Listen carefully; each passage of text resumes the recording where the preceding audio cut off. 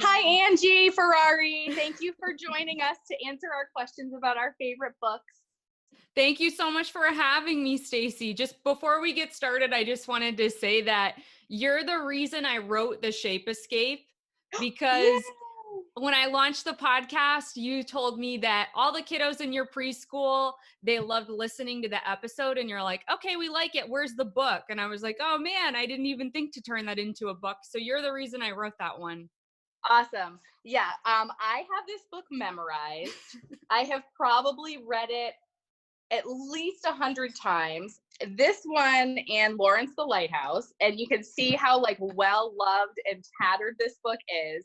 Every single child who has graduated from Your Little Artist Preschool in the past 2 years has gotten a copy of this book. One of the favorite illustrations that the children love so much and they laugh every time. Oh, the shark and the lighthouse.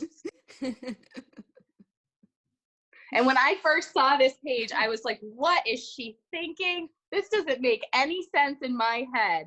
But if you think about it from a child's perspective and their imagination and all the different kind of friends that you can make, they love it. Why didn't Lawrence the Lighthouse like the water at first? Well, let's think about it. Lawrence has always been told that his job is to stay on the land and look out over the water, but he's not supposed to go in the water. And Lawrence, as a lighthouse, his job is to guard against dangerous things that can happen in the water. So his whole life, his whole perspective has been fear of the water. He's never been told he can go in there. So the first time he falls into the water, he's just so scared. But we know what happens in the book. He makes a lot of friends, he overcomes his fears, and then he's able to play and have fun in the water. So that brings me to another question that lots of my kiddos have had, and I know you've had this question in the past, is about the circle and the Shape Escape. The circle in the end of the first book is popped and gone forever, and we sometimes think of it as a balloon. But there's another version of this story where the circle does learn how to be a nice friend. So when in my class, when we talk about being a nice friend and somebody makes a mistake and maybe they have to take a break, we say, let's turn it around. So the circle turns it around at some point, right? Yes, I had a lot of kiddos. Again, kiddos are like my best editors and critiquers, because they have questions that I wouldn't think of. And the big one at the end is when the circle pops, what happens? Right. What happens to the circle? Where does it go? So I wrote a second and a third story where the circle returns. It's the second story in the series you can hear on the podcast, called The Shape Caper. And we learned that the circle didn't just fully disappear. He was just deflated for a little while. I guess you could say, yeah, took a little time out and then grew back up again to his nice full big circle size. And yeah, he did. Awesome. He did turn it around and become friends with the triangle. So that brings me to the next question, and this is from Alexis. And she wants to know, where do you get the ideas for all of these stories? Well, so here's what you can do. If you're going to write a story at home, write down a list or draw pictures of your favorite things. So one thing, like for example, this week we just did Happy Birthday Maple. It's about a birthday party for a little tree. So growing up, I loved trees. I'm passionate about them again as an adult. That we're celebrating Earth Day this week. So I really wanted to put out a story that celebrates nature and gives love to trees. So first, that's my first topic. I'm going to write a story about trees. Now, how do I make this story exciting? What else makes me excited as a kid, or now that I'm an adult? I look back and I think about my memories as a kid, and my favorite memories were from my birthday parties. So then you put those two things together, boom, you got a spectacular story idea. So Eliza wants to know if you are going to write any books or do any podcasts with the characters being robots. That's a good question. Robot stories. I've done one podcast episode called The Wacky Robots of Rabu.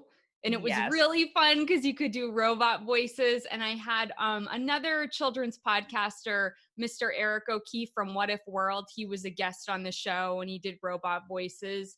I loved that episode. I had so much fun. So maybe it is time to do a robot book too. So very good question. Okay, Angie, can we take a dance break? Let's do it.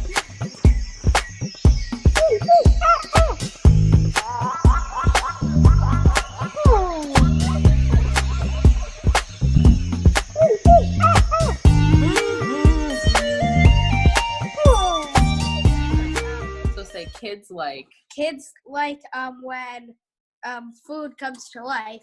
So I drew this pizza and a person. Andrew. Ian, you need to write your own books. I love everything about this picture. It's amazing. I could like see a whole story just with those two characters. 2 minutes. He goes over and That is so cool. There's like a whole world in that picture. Thanks. You're welcome. Aw, thanks, Ian. That was awesome. I know. Kids are so fast and smart. And yeah, teachers are always thinking about literacy, right? Let's read, let's listen to stories, let's write down our ideas, let's draw a picture. So Story Spectacular is so perfect for that, for the kiddos, because they're so engaged with the stories. I don't ever lose them at circle time with Story Spectacular. They will always all come over. They will all sit attentively and listen to a Story Spectacular story. Sometimes it's the reward at the end if I have a little bit more educational material. And you put together some kits that children can have at home too, right? And you can order them on your website, and then they go to their house and they can do some worksheets and coloring pages and stuff. Yeah, so since the stay-at-home order, I know a lot of parents are like, okay, I need some things to do with my kiddos. So I launched a activity book that you can buy on Amazon, but you can also get free pages right now, print them off at home at storyspectacular.com, and then you click on Story Squad. And there you'll also see songs that you can download and have a kids dance party. There's even some workshop pages for adults if you want to write your own story, and it's also great for older kids too.